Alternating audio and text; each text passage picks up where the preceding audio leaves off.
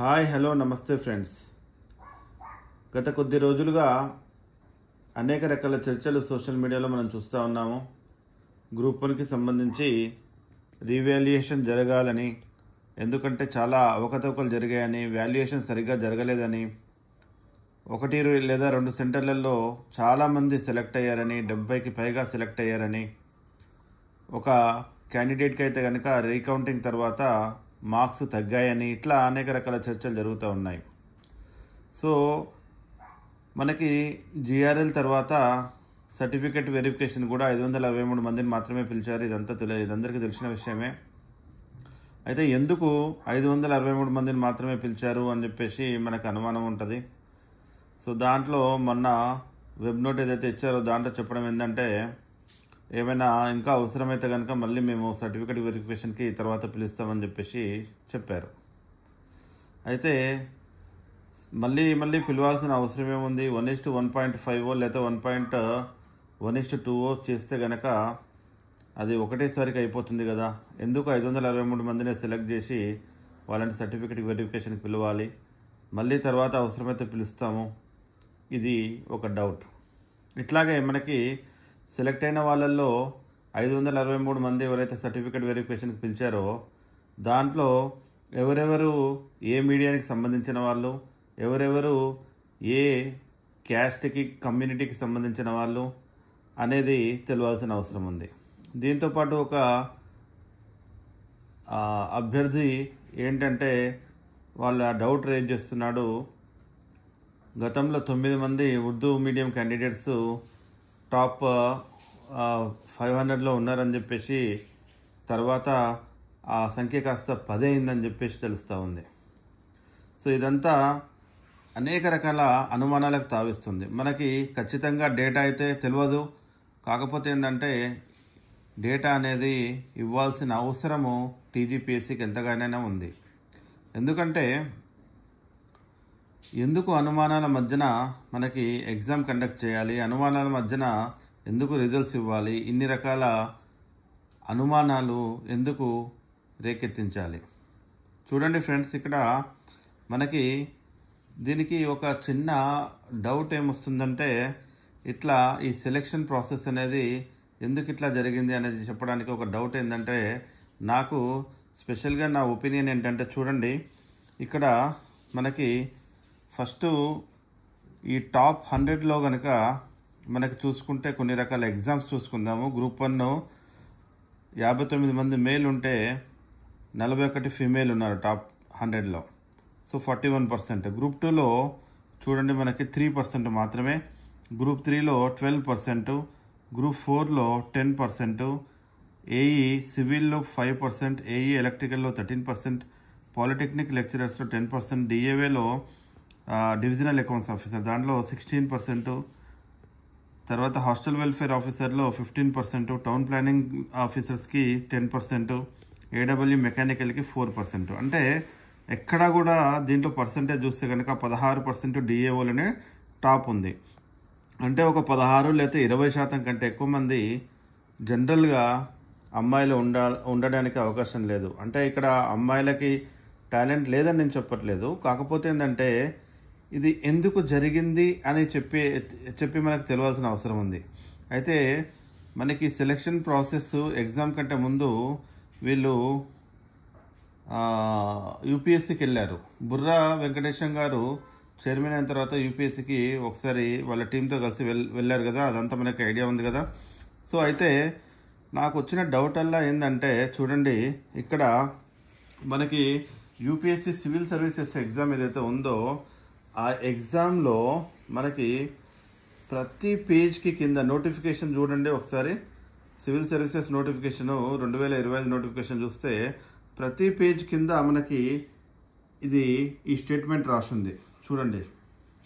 Government strives to have a work force which reflects gender balance and women candidates are encourage to apply.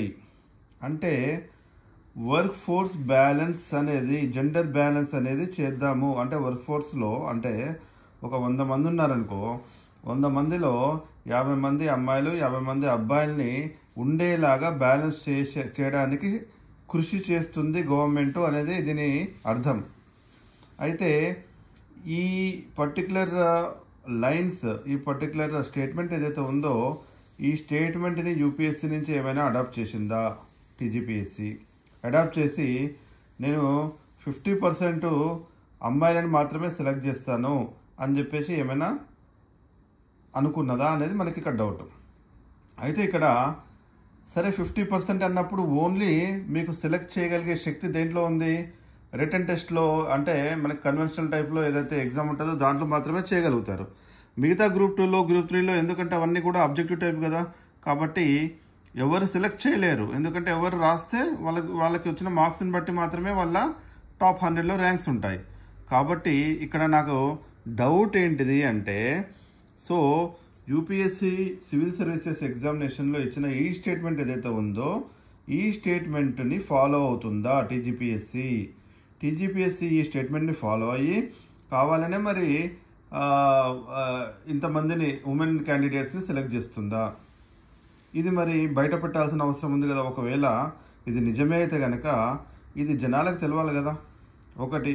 రెండోది ఏంటంటే మరి మిగతా అన్ని ఎగ్జామ్స్లో మరి ఉమెన్ క్యాండిడేట్స్ అంత పర్సంటేజ్ ఎందుకు రాలేదు? ఓన్లీ గ్రూప్ 1లోనే 41% ఎందుకు వస్తుంది? అంటే మన చేతిలో మార్క్స్ ఉన్నాయి, మన చేతిలో ఎవాల్యుయేషన్ ఉంది. సో లేదు అంటే గవర్నమెంట్ ఇట్లా మేము జెండర్ ఈక్వాలిటీ మెయింటైన్ చేయాలనుకుంటున్నాము కాబట్టి మేము ఉమెన్కి ఎక్కువ మార్క్స్ వేసాము అనేది ఏమైనా చెప్పగలిగితే మంచిది. ఒకవేళ అది నిజమైతే కనుక అలా చెప్పండి. ఎందుకంటే ఏదైనా క్లారిటీ ఉండాలి. ఉమెన్ సెలెక్షన్లో ఎవరు కూడా వ్యతిరేకులు కారు. కాకపోతే ఏంటంటే న్యాయంగా వస్తే మార్క్స్ ఇబ్బంది లేదు. న్యాయంగా రాకుండా మేల్ క్యాండిడేట్స్కి అన్యాయంగా సెలక్షన్ ప్రాసెస్ నుంచి పక్కకు తప్పిస్తే మాత్రం అది అన్యాయం అవుతుంది, సోషల్ ఇంజస్టిస్ అవుతుంది. ఈక్వాలిటీ, జస్టిస్ మీద మీరు ఎన్ని క్వశ్చన్స్ అడిగారు గ్రూప్ 1లో? సోషల్ ఈక్వాలిటీ, సోషల్ జస్టిస్ అని మొత్తం అన్ని పేపర్లు ఆల్మోస్ట్ ఆ 2 పదాల మీదనే ఉన్నాయి. సో ఆ 2 పదాల మీద ఉన్నప్పుడు ఈక్వాలిటీ అంటే మగవాళ్ళకి అన్యాయం చేసి ఆడవాళ్ళని గొప్పగా చూడడమనా, లేకపోతే ఆడవాళ్ళని కూడా ఈక్వల్గా మగవాళ్ళతో ఈక్వల్గా చూడాలని చెప్పేసి 33% రిజర్వేషన్ అయితే ఇవ్వడం జరిగింది.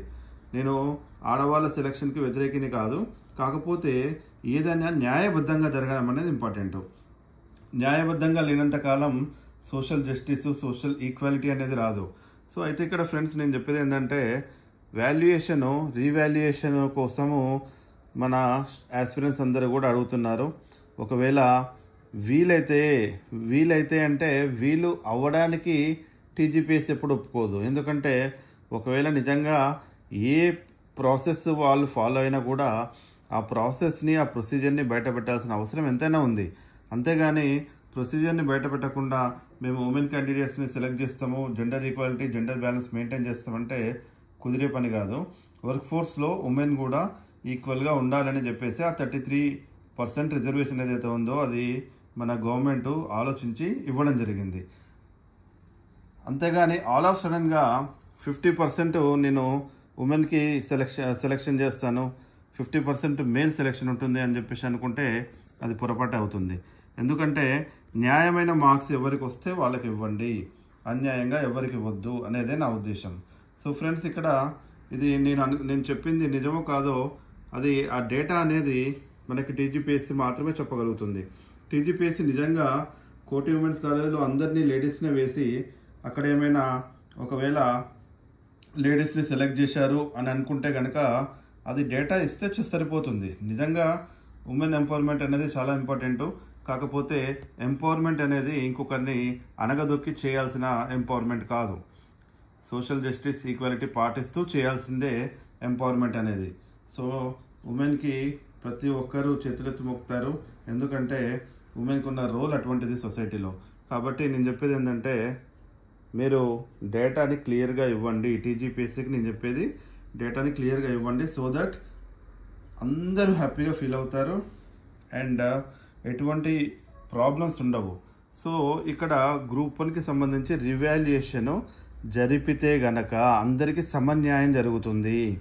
ఆ రివాల్యుయేషన్ టీజీపీఎస్సీ చేయకూడదు, యూపీఎస్సీ ఆధ్వర్యంలో చేయాలి. యూపీఎస్సీ వాళ్ళు వాళ్ళు కంపల్సరీగా, ఎందుకంటే ఎవరెవరిని సెలెక్ట్ చేశారు ఏంటి వాల్యుయేషన్ చేయడానికి అనేది మనకు తెలియదు కాబట్టి యూపీఎస్సీ వాళ్ళు వాళ్ళ స్టైల్లో చేస్తే మనకి న్యాయమైన జరగవచ్చు అని చెప్పేసి తెలుస్తూ ఉంటుంది. అండ్ ఇంకోటి ఏంటంటే ఇప్పుడు గ్రూప్ 2, గ్రూప్ 3, గ్రూప్కి సంబంధించిన అప్డేట్స్ కూడా కొన్ని ఇచ్చేద్దాము. గ్రూప్ 2 ఏంటంటే మనకి చూడండి, గ్రూప్ 1కి సంబంధించి ఒక కొలిక్కి వస్తే కానీ గ్రూప్ 2ని ముందుకు పోనీయరు. అట్లానే గ్రూప్ 3 కూడా. సో ఎందుకంటే ఇక్కడ ఏమైనా వేకెన్సీస్ ఉన్నాయా ఏంది అనేది చూసి దాన్ని బట్టి వాళ్ళు ఇవ్వాల్సిన అవసరం ఉంటుంది. కాబట్టి కొంచెము మనకేంటంటే న్యాయంగా ఉండాలి. ఏ విషయమైనా అన్యాయంగా ఏదో ఒకటి ఆదరాబాదరగా మనకి పోస్టింగ్స్ ఇస్తే కుదరదు. అది న్యాయస్థానాల్లో, చట్టసభల్లో రేపన్నాడు మళ్ళీ ఇబ్బంది జరగవచ్చు. మనం గతంలో చూసాము, ఆంధ్రప్రదేశ్లో పోస్టింగ్స్ అయిన తర్వాత 2-3 ఏళ్ల తర్వాత కూడా మళ్ళీ పోస్టింగ్స్ని వెనక్కి తీసుకున్న సందర్భాలు చూసాము. రీసెంట్గా వెస్ట్ బెంగాల్లో కూడా మనకి పోస్టింగ్స్ని వెనక్కి తీసుకోవాలని సుప్రీంకోర్టు ఆర్డర్ ఇచ్చిన సందర్భం కూడా చూసాము. కాబట్టి ఆదరాబాదరా హడావుడిగా ఇవ్వాల్సిన పని లేదు. న్యాయంగా, చట్టబద్ధంగా ఇవ్వాల్సిన అవసరం ఎంతైనా ఉంది. సో ఫ్రెండ్స్ చూడండి, సో ఇటువంటి డేటాని, ఇది ఆల్మోస్ట్ ఏంటంటే చాలా ఇంపార్టెంట్ డేటా. సో ఈ ఒక్క స్టేట్మెంట్ మీదనే ఈ సెలెక్షన్ ప్రాసెస్ ఆధారపడి ఉందా అనేది ఇక్కడ డౌట్. సో ఫ్రెండ్స్ మీరందరూ ఈ వీడియో చూసి ఓకే అనుకుంటున్నారు. సో నేను ఒక ముఖ్యమైన ఇంపార్టెంట్ డేటా ఇద్దామని చెప్పేసి వీడియో చేశాను. సో మీరందరూ దీన్ని ఫాలో అయ్యి, దీనికి సంబంధించి మనకి గవర్నమెంట్ని ఏమైనా క్వశ్చన్లు అడుగుతామా, సో ఏమైనా మనము చట్టసభల్లో కానీ లేదంటే న్యాయంగా కానీ మనకి రావాల్సిన పోరాటాన్ని చేద్దామా అని చెప్పేసి కోరుకుంటున్నాను.